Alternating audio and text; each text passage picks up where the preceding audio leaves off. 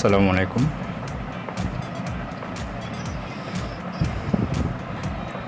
Textile diploma in textile engineering textile 6 সেমিস্টারের textile testing and quality control 3 textile testing and quality control 3 যার বিষয় code 1963। আজকে এই বিষয়ের একটা টপিক নিয়ে আলোচনা করব।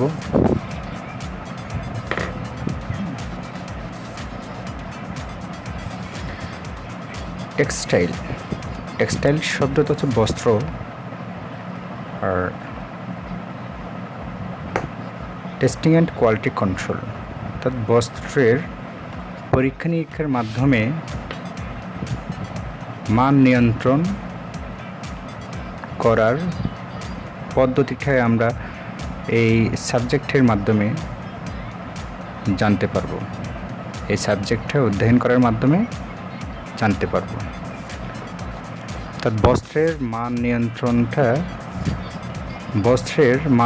বস্ত্রের বিভিন্ন গুণাবলী কীভাবে টেস্টিংয়ের মাধ্যমে নিয়ন্ত্রণ করতে হবে সেটা এই সাবজেক্ট অধ্যয়নের মাধ্যমে জানতে পারবো। Textile testing and quality control 1 ছিল ফাইবারের কোয়ালিটি নিয়ে, ফাইবারের গুণাগুণ নিয়ে। Textile testing and quality control 2 ছিল ইয়ার্নের গুণাবলী নিয়ে। আর এটা হচ্ছে textile testing and quality control 3, এটা হচ্ছে ফেব্রিকের অ্যান্ড গার্মেন্টসের গুণাবলী নিয়ে। ওকে, আমি আলোচ্য বিষয়ে যাই।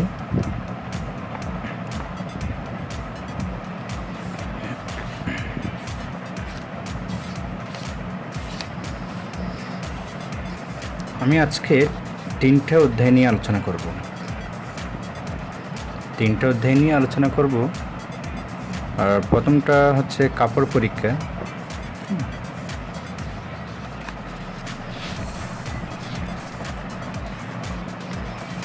আমি আজ তিনটা অধ্যায় নিয়ে আলোচনা করব।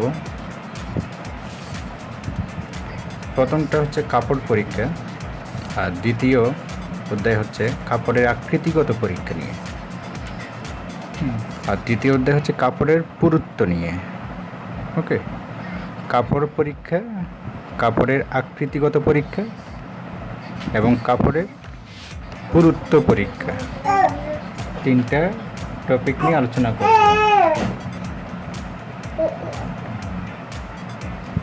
ওকে,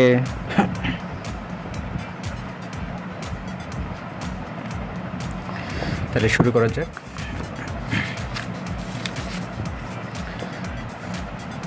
কাপড় পরীক্ষা কি? ফেব্রিক টেস্টিং, যেটাকে বলা হয় ইংলিশে ফেব্রিক টেস্টিং, আর বাংলা হচ্ছে কাপড় পরীক্ষা। বস্ত্র টেক্সটাইল, বস্ত্র টেক্সটাইল ইঞ্জিনিয়ারিং, বস্ত্র প্রকৌশল, টেক্সটাইল ইঞ্জিনিয়ার, বস্ত্র প্রকৌশলী।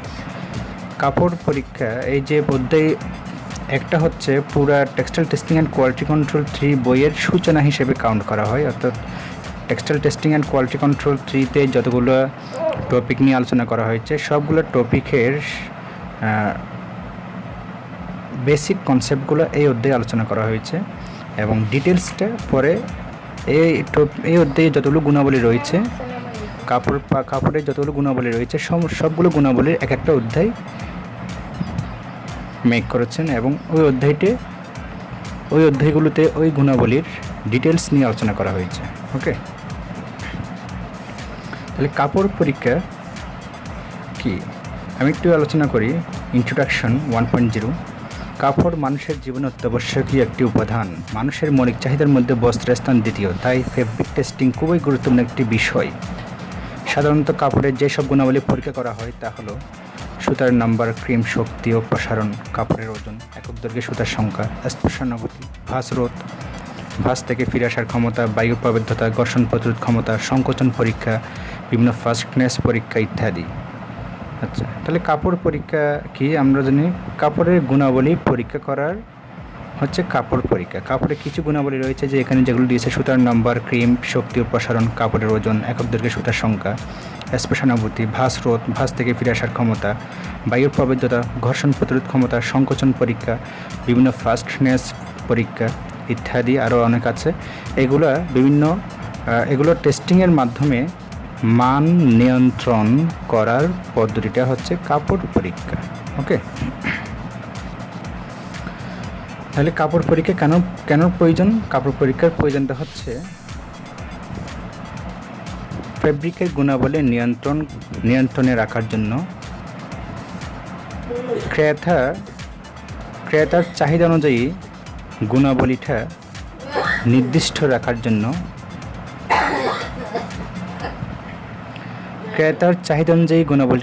রাখার জন্য,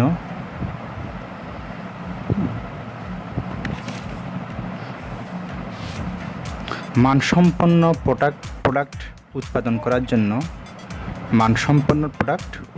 করার জন্য, আর অনেক হতে পারে। যেমন এখানে কী বলছে কি, বস্ত্র মানব জাতির জন্য এক অত্যন্ত গুরুত্বপূর্ণ প্রয়োজনীয় বস্তু। মানুষের মৌলিক চাহিদার মধ্যে খাদ্যের পরেই বস্ত্রের স্থান। অর্থাৎ মানুষের মৌলিক চাহিদা হচ্ছে 5টি: অন্ন, বস্ত্র, বাসস্থান, শিক্ষা, চিকিৎসা। তাহলে বস্ত্রটা হচ্ছে মৌলিক চাহিদার মধ্যে দ্বিতীয়। ওকে, তবে একথাও ঠিক যে খাদ্য ছাড়া কয়েকদিন বেঁচে থাকা সম্ভব হলেও সভ্য সমাজে বস্ত্র ছাড়া এক মুহূর্তও কল্পনা করা যায় না। মানুষ লজ্জা নিবারণের জন্য এবং প্রতিকূল আবহাওয়ার সাথে খাপ খাওয়ানোর জন্য বস্ত্র ব্যবহার করলেও বর্তমানে শুধু এসব ক্ষেত্রে বস্ত্রের ব্যবহার সীমাবদ্ধ নেই। বস্ত্রের সাধারণ ব্যবহার ছাড়াও বস্ত্র বিভিন্ন প্রকার শিল্প কারখানায় উপকরণ হিসেবে যুদ্ধে, এমনকি নবযান নির্মাণে এবং নভোচারীরাও ব্যবহার করছে। ওকে,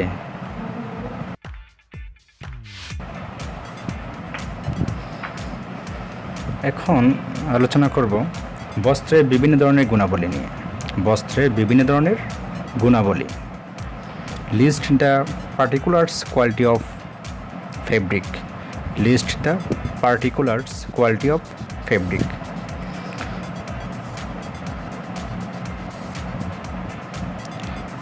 এখানে বলা হয়েছে কি, বস্ত্র পরীক্ষা করার পূর্বে বস্ত্রকে আদর্শ টেস্টিং আবহাওয়ায় কন্ডিশনিং করে নিতে হবে। কন্ডিশনিং করাটা কি? আদর্শ টেস্টিং আবহাওয়ায় 24 ঘন্টা নির্দিষ্ট সময় রাখতে হবে। এখন টেস্টিং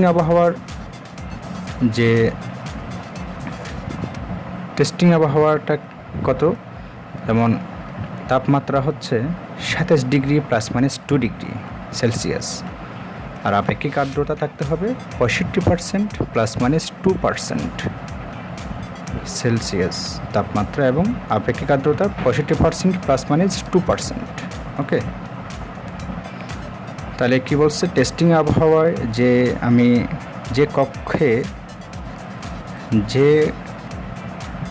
আদর্শ টেস্টিং আবহাওয়ায় কন্ডিশনিং করব, যে কন্ডিশনিং কক্ষ, সে কক্ষে তাপমাত্রা থাকতে হবে 27 ডিগ্রি ±2 ডিগ্রি এবং আপেক্ষিক আর্দ্রতা থাকতে হবে 65% ±2%। ওকে, তাহলে কাপড়ের গুণাবলীগুলো কী কী? আকৃতিগত বৈশিষ্ট্য।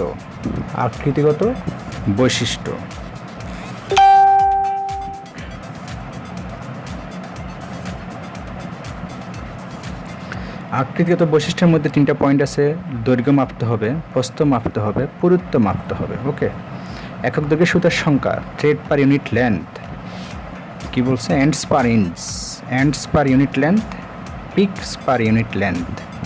অর্থাৎ যেটা বলে আমরা বলি EPI, ends per inch, PPI, pick per inch. অর্থাৎ আমার ইপিআই, পিপিআই ঠিক আছে কিনা সেটা আমাকে কাউন্টিং গ্লাসের মাধ্যমে চেক করতে হবে। সুতার নাম্বার, আমি যে ওয়ার্পিয়ান, ওয়েফটিয়ান 2 সেট সুতা ইউজ করেছি এখানে, যে বায়ারের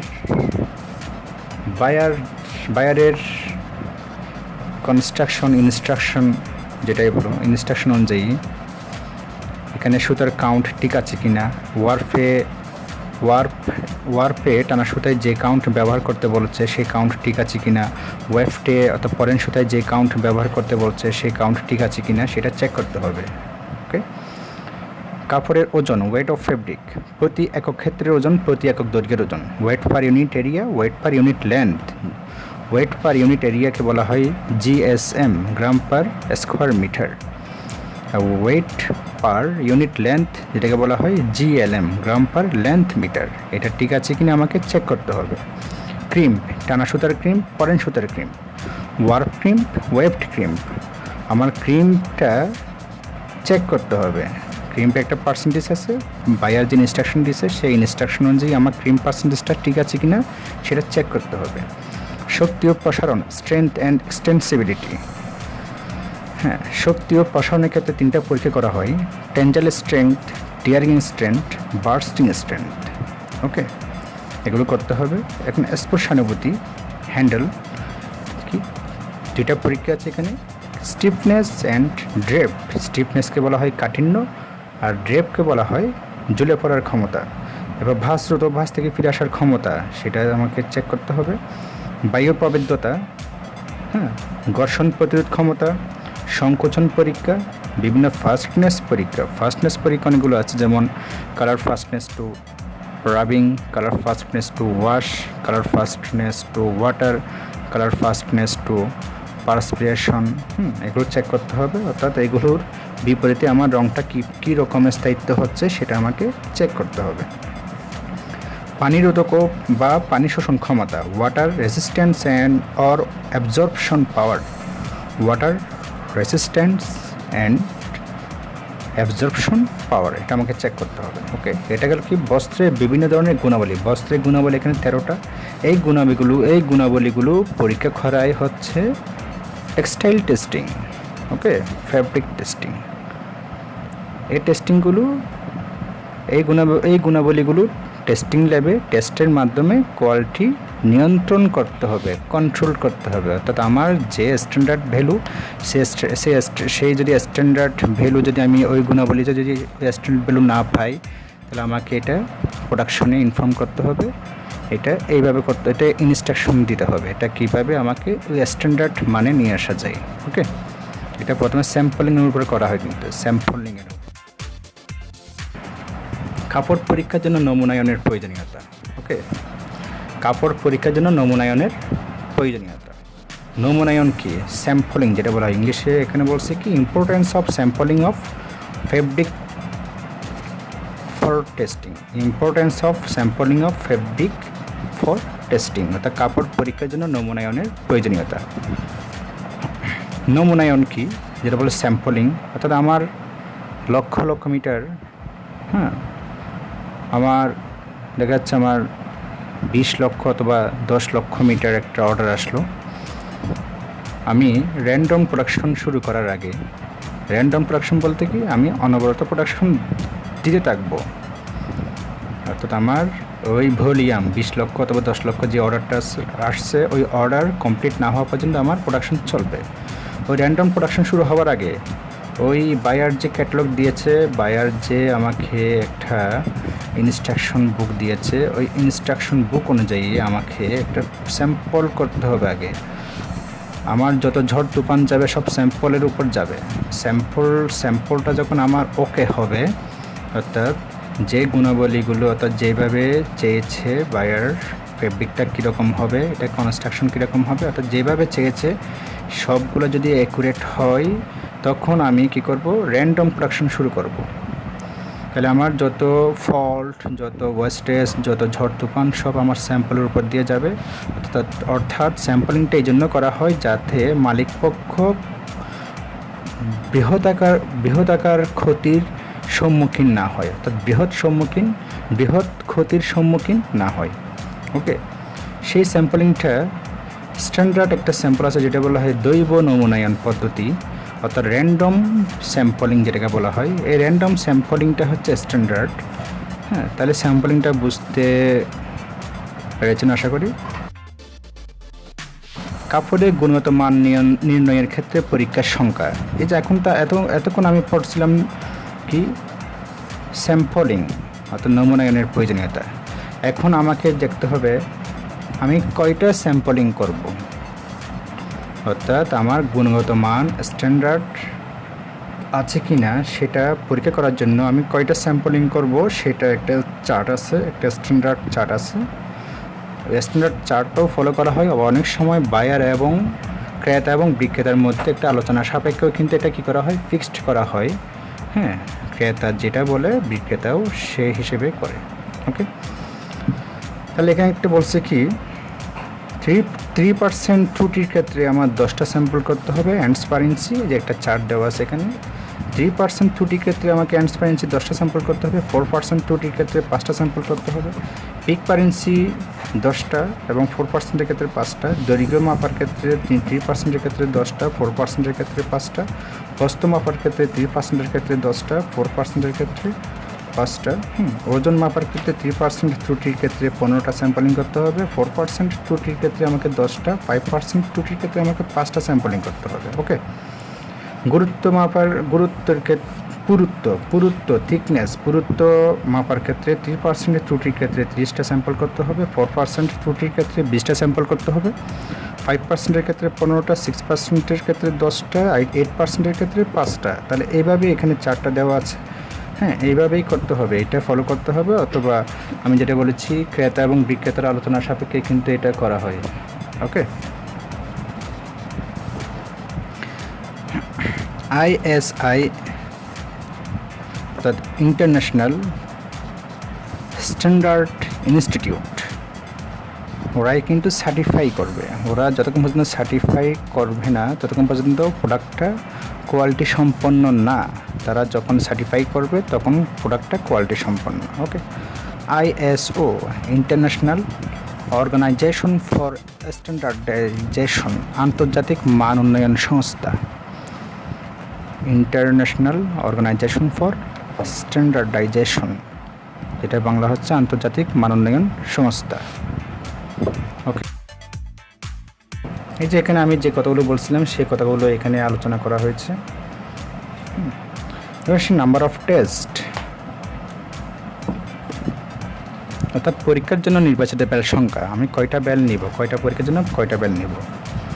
আমার লট সাইজ যদি 2 থেকে 8 হয় সেক্ষেত্রে আমি ব্যাল নির্বাচন করব 2টি। লট সাইজ 9 থেকে 15 হলে সেক্ষেত্রে ব্যাল নির্বাচন করব 3টি। লট সাইজ 16 থেকে 25 হলে সেক্ষেত্রে ব্যাল নির্বাচন করব 5টি। লট সাইজ 26-এর উপর হলে সেক্ষেত্রে ব্যাল নির্বাচন করব 8টি। ওকে, আশা করি বোঝা গেছে হয়েছে।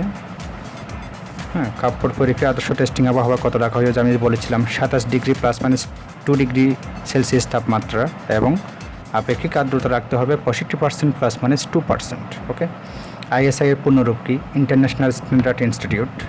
কাপড় 4টি পরীক্ষার নাম লেখো। হ্যাঁ, লট সাইজ 9 থেকে 15 হলে নির্বাচিত ব্যালের সংখ্যা কয়টি? হ্যাঁ, 3টি। এই যে নমুনায়নের জন্য কোন পদ্ধতি উত্তম? দৈব নমুনায়ন পদ্ধতি, র্যান্ডম স্যাম্পলিং সিস্টেম। ওকে, মানুষের মৌলিক চাহিদার মধ্যে বস্ত্রের স্থান কত? দ্বিতীয়। কোন কোন কাপড় পরীক্ষার ক্ষেত্রে আদর্শ আবহাওয়া বাধ্যতামূলক? এখানে এগুলো একটু পরে নেবেন আশা করি। তারপর হচ্ছে এখানে অতি সংক্ষিপ্তের প্রশ্ন রয়েছে 13টি, আর সংক্ষিপ্তের প্রশ্ন রয়েছে 8টি, রচনামূলক প্রশ্ন রয়েছে 4টি। এগুলো একটু আয়ত্ত করলে আশা করি একটা ভালো রেজাল্ট করা যাবে। ওকে, আমার চ্যানেলটা হচ্ছে educational channel, a proper learning point, Gias Textech a proper learning point. হ্যাঁ, এখানে শিক্ষামূলক ভিডিও আপলোড করা হবে। মেজরিটি % ভিডিও থাকবে আমার টেক্সটাইলের উপর। টেক্সটাইল অর্থাৎ garments, spinning, weaving, knitting, wet process, garments, apparel merchandising, industrial engineering, production planning and control, quality control and management, হ্যাঁ, ম্যাথমেটিক্স, এই ধরনের এগুলো থাকবে। আর বেসিক ইংলিশ, জেনারেলের মধ্যে থাকবে ম্যাথমেটিক্স এবং বেসিক ইংলিশ। আর হচ্ছে সায়েন্সের কিছু কেমিস্ট্রি অ্যান্ড ফিজিক্সের কিছু টপিক নিয়ে আলোচনা করা হবে। ওকে, তাহলে এই গেল আমার প্রথম অধ্যায়। আশা করি সবাই বুঝতে পেরেছেন। ওকে, আমি তাহলে আজকের ভিডিও এই পর্যন্ত। পরবর্তী ভিডিও দেখার জন্য সাথে থাকবেন। আমি আবার পরবর্তী টপিক নিয়ে, দ্বিতীয় অধ্যায় নিয়ে নেক্সট ভিডিওতে আলোচনা করব। ওকে, সবাই ভালো থাকবেন, সুস্থ থাকবেন, নিরাপদে থাকবেন, বাসায় থাকবেন। ওকে, আল্লাহ হাফেজ।